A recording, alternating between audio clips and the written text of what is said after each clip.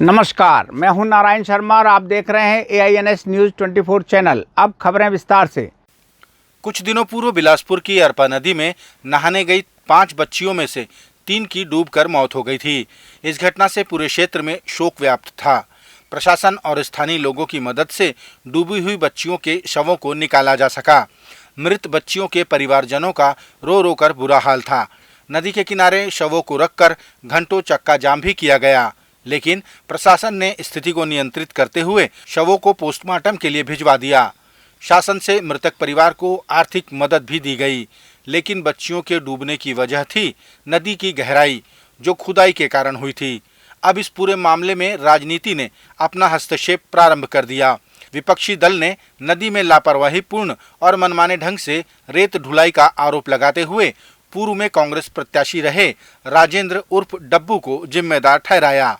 अरपा नदी में रेत माफियाओं की कारगुजारियों के कारण जो अवैध रेत का उत्खनन किया जा रहा है, वो सारे कांग्रेस के लोग शामिल हैं, सत्ता पक्ष के लोग शामिल हैं। सरकार के संरक्षण में हो रहा है। जो 10-12 फीट के गड्ढे हुए, उसमें 3 बच्चियों की दर्दनाक मौत हुई। इसका जिम्मेदार कौन है? और उस जिम्मेदार व्यक्ति के खिलाफ में सरकार ने अभी तक क्या क्या कार्रवाई की है? और ये सिर्फ बिलासपुर की घटना नहीं है, रेत माफियाओं का पूरे प्रदेश में चल रहा है और धड़ल्ले से चल रहा है। अपने ऊपर लगे आरोपों को निराधार बताते हुए डब्बू साहू ने इसे राजनीति से प्रेरित आरोप कहा। उनका कहना है कि न ही मैं गांव का सरपंच हूं और न ही कोई रेत घाट चलाता हूं। नदी की वह गहराई नेशनल हाईवे के ठेकेदारों द्वारा पूर्व में की गई थी, जिसके लिए खनिज विभाग ने उन्हें 12,47,660 रुपए की पेनाल्टी भी लगाई थी। आज बीजेपी के लोग खत्म आदमी के ऊपर भी राजनीति कर रहे हैं। ये गलत बात है, पूर्णतः गलत बात है। आज गांव में जाके पूछे क्या स्थिति वो उस गड्ढे की थी जो NHI के द्वारा किया गया था, ग्रामीण के द्वारा लगातार बोला जा रहा है। लेकिन आज बीजेपी के साथ साथ कुछ फुल छाप कांग्रेसी भी इसमें भिड़े हुए हैं। मैं चूँकि विधानसभा लड़ा हुआ हूँ और उनको लगता है कि इसको विधानसभा 2023 में कैसे बाहर किया जाए, ये सब षड्यंत्र हो रहा है। और ना मैं गांव का सरपंच हूं, ना मैं कोई गड्ढा कराया हूं। जैसे ग्रामीण लोग का बयान आया है, ग्रामीण लोग ले गए हैं। यहाँ पर सोचने वाली बात यह है कि जो वहाँ का वर्तमान सरपंच है, इनका नाम जो मृतक की दादी है उसके द्वारा घटना के दिन लिया गया, लेकिन कहीं पर इसमें प्रमुखता से बिना बीजेपी पार्टी के कोई नेता बोलने को तैयार नहीं है और न ही जो इसके पीछे राजनीति कर रहे हैं वो लोग। आज लेकिन 6 से 7 दिन हो गया, अचानक कैसे मोड़ आ गया और नंदू भाई और सुशील भाई के ऊपर कौन सा शक्ति काम करी कि इन लोग मेरे को बदनाम करने के लिए नाम लिवाया जा रहा है। घटना के बाद राजनीतिक पार्टियों के नेता मृतक परिवार से बार बार मिलते रहे और उन्हें हर संभव मदद का आश्वासन भी देते रहे। मृतक के पिता नंदू पटेल ने कहा कि जो हुआ सो हुआ, अब रेत घाट बंद होना चाहिए ताकि किसी और की जान न जाए। नेता लोग आ रहे हैं, जा रहे हैं, आपस में सब बोल रहे हैं कि बस आप कुछ भी ज़रूरत पड़े तो आपको हम मदद करने के तैयार हैं, तत्पर हैं। लेकिन किसी प्रकार की मदद नहीं कर रहे हैं। अभी कोई किसी में मदद नहीं है। आप लोग क्या चाहते हैं? हम लोग चाहते हैं कि बस हमारे बच्चे ठीक रहे, अभी सभी गाँव का मोहल्ले का, बस हम यही चाह रहे हैं। रेती घाट बनवाना चाहिए बस। ठीक। बच्चियों के परिजन शासन की मदद से संतुष्ट हैं, लेकिन वे बार बार रेत घाट बंद कराने की बात कहते नजर आए ताकि ऐसी घटना की पुनरावृत्ति न हो। अभी जिस तो राजनीति समझे या कुछ भी समझे, उसको हमको तो मतलब ही नहीं है। जो हो गया तो हो गया भैया। मेरे बच्चे जो जाना था तो चले गए, लेकिन अब रेत घाट नहीं चलना चाहिए। मेरा बच्चे गए तो गए, किसी दूसरे के बच्चे ना जाए इसमें। ऐसी ही एक और घटना के शिकार हुए श्यामू पटेल ने कहा कि चूंकि चुनाव का समय है, इसलिए घटना राजनीतिक रंग ले रही है, जबकि ऐसी घटनाओं पर राजनीति नहीं होनी चाहिए। क्योंकि अभी चुनाव का समय है, यह एक राजनीतिक रूप ले लिया है। क्योंकि ऐसा राजनीतिकरण यहाँ नहीं होना चाहिए। हमारी बच्ची है, हमारी बहन है, हमारी भतीजी है, तो ऐसा राजनीति नहीं होना चाहिए। इससे पूर्व 2014 में मेरा ही भतीजा इसी नदी में, जो कि उस समय बीजेपी गवर्नमेंट था, मेरे ही भतीजा ख़त्म हुआ था। उस टाइम इतना राजनीति नहीं हुआ था। क्यों नहीं हुआ था? क्योंकि उस टाइम चुनाव का माहौल नहीं था। बहरहाल हरेली के पावन पर्व पर किसी के घर में मातम छा जाना और एक ही परिवार की 3 बच्चियों की मौत हो जाना किसी दुखों के पहाड़ से कम नहीं। भगवान उन्हें इस दुख को सहने की शक्ति दे। खैर, जो घटना घटी उसकी जिम्मेदार वो गहराई थी जो नेशनल हाईवे अथॉरिटी द्वारा किए जाने की बातें सामने आ रही हैं। अब देखना होगा कि शासन उस रेत घाट को बंद कराती है या फिर किसी और घटना के होने का इंतजार करती है। छत्तीसगढ़ भारतीय जनता पार्टी के विधायक सौरभ सिंह ने राज्य में चारा घोटाले से भी बड़ा गोबर घोटाला किए जाने का आरोप लगाया। उन्होंने पत्रकार वार्ता के माध्यम से आंकड़े प्रस्तुत करते हुए 229 करोड़ के गोबर घोटाले की बात कही। विधायक सौरभ सिंह ने कहा कि गोधन न्याय योजना के तहत सरकार ने 246 करोड़ की गोबर खरीदी की, तो गोबर सरकारी संपत्ति हो गई क्योंकि इसमें सरकारी बजट का पैसा लगा। भाजपा द्वारा हिसाब लगाए जाने पर 17 करोड़ की बिक्री का तथ्य सामने आया। बाकी 229 करोड़ का हिसाब प्रदेश सरकार के पास नहीं होने का आरोप विधायक सौरभ सिंह ने लगाया। ग्राम पंचायतों को ये कहा गया कि आप गौठान समिति का अध्यक्ष बने। ग्राम पंचायतों ने अपने बीच से गौठान समिति का अध्यक्ष बना, पर बाद में राज्य सरकार ने एक आदेश दिया कि प्रभारी मंत्री गौठान समिति का अध्यक्ष बने। और प्रभारी मंत्री ने किसको बनाया गौठान समिति का अध्यक्ष? अपने ही कार्यकर्ता को, कांग्रेस पार्टी।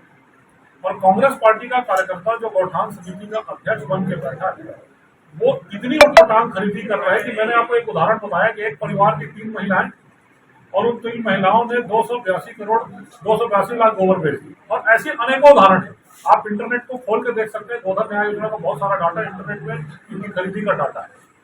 तो इस ढंग से अगर खरीदी हो रही है तो इस खरीदी को कैसे किया जा रहा है?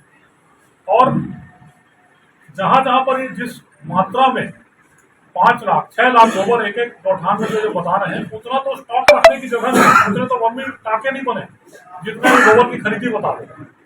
तो इस ढंग से यह संगठित भ्रष्टाचार छत्तीसगढ़ में चल रहा है और उसका क्लियर कट नमूना आया कि 229 करोड़ का छत्तीसगढ़ सरकार के पास कोई हिसाब किताब नहीं। राजधानी रायपुर में आयोजित हुए IAS कॉन्क्लेव के समापन अवसर पर प्रदेश के मुख्यमंत्री भूपेश बघेल शामिल हुए। मुख्यमंत्री भूपेश बघेल ने कहा कि शासन की योजनाओं को धरातल पर लाने में मुख्य भूमिका IAS की होती है। उनका कार्यक्षेत्र व्यापक और चुनौतीपूर्ण होता है। मुख्यमंत्री ने अपने राज्य के IAS से अपील की कि वे शासकीय योजनाओं को बेहतर क्रियान्वित करें और आम आदमी को उसका अधिक से अधिक लाभ पहुंचाएं। प्रकृति को संरक्षित रखने और पर्यावरण की सुरक्षा करने का आह्वान करते 2 विदेशी जर्मनी से साइकिल यात्रा पर निकले हैं। इनके छत्तीसगढ़ पहुंचने पर बिलासपुर में नेचर प्रेमियों ने इनका स्वागत किया। पिछले 2022 के अप्रैल माह से इन्होंने अपनी यात्रा प्रारंभ की थी। बिलासपुर जिले के मरवाही वन मंडल का इन्होंने भ्रमण किया और जैव विविधता को लेकर जानकारी एकत्रित की। यहाँ से ये विदेशी झारखंड, कलकत्ता होते हुए बांग्लादेश जाएंगे। पिछले अप्रैल 2022 से अपनी यात्रा कर रहे हैं। इसी बीच ये छत्तीसगढ़ पहुँचे, जहाँ श्रेयांश बुधिया जी जो द नेचर पीपल संस्था के संस्थापक और मैं अखिलेश चंद्र प्रदीप वाजपेयी जंगल मितान, हम लोगों के साथ पिछले 1 हफ्ते से ये मरवाही, अमरकंटक, केवची, अचानक मार, फिर आपका भालू मोड़ा, ये सब की यात्रा की इन्होंने और जैव विविधता पे अपना ये काम कर रहे हैं। इसके बाद ये यहाँ से झारखंड होते हुए, कलकत्ता होते हुए, सुंदरवन होते हुए बांग्लादेश की ओर जाएंगे। छत्तीसगढ़ में बदहाल कानून व्यवस्था और बड़े पैमाने पर भ्रष्टाचार का आरोप लगाते हुए भारतीय जनता पार्टी के पूर्व मंत्री राजेश मूणत की अगुवाई में पश्चिम विधानसभा के कार्यकर्ता और आम जनता ने रैली निकालकर प्रदर्शन किया। प्रदर्शन के दौरान राज्य सरकार के खिलाफ जमकर नारेबाजी की गई। रैली की शक्ल में ये कार्यकर्ता कलेक्ट्रेट पहुंचे और धरना दिया। पूर्व मंत्री का आरोप है कि पिछले 5 सालों में एक भी विकास का काम नहीं हुआ तो सिर्फ भ्रष्टाचार और घोटाला। छत्तीसगढ़ राजभवन में राज्य के सभी शासकीय विश्वविद्यालयों के शैक्षणिक गतिविधि, अनुसंधान कार्य और अन्य कार्यों की समीक्षा की गई। समीक्षा बैठक की अध्यक्षता राज्यपाल विश्वभूषण हरिचंदन ने की। बैठक में उच्च शिक्षा की गुणवत्ता को बढ़ावा देने हुए MOU, अकादमिक सत्र के पालन, परीक्षा के परिणामों को समय पर जारी करने के संबंध में विश्वविद्यालय द्वारा कराए गए विशेष अनुसंधान और नवाचार की भी जानकारी ली गई। बिलासपुर जिले के बिल्हा विकासखंड में शिक्षा विभाग के कर्मचारियों द्वारा विकासखंड शिक्षा अधिकारी के कार्यों में लेट लतीफी का आरोप लगाते हुए मुलाकात की गई। इस दौरान शिक्षा कर्मचारियों ने समय पर वेतन न मिलने, एरियर्स का बिल न लगाए जाने समेत कई आरोप लगाए। अगस्त में इंक्रीमेंट लगा था 2005 वालों का, उनका अभी तक एरियर्स प्राप्त नहीं हुआ है। लगातार अधिकारी द्वारा आश्वासन दिया जाता है कि सप्लीमेंट्री बिल में बना दिया जाएगा, सप्लीमेंट्री बिल में बना दिया जाएगा। इसके बाद भी आज पर्यंत तक बिल जो है वो जमा नहीं हुआ है। दूसरी बात यह है कि ऐसे कई साथी जो मेडिकल अवकाश में गए थे, उनका भी बिल अभी तक सप्लीमेंट्री बिल के रूप में अभी तक जमा नहीं हुआ है और उनको आर्थिक समस्या हो रही है।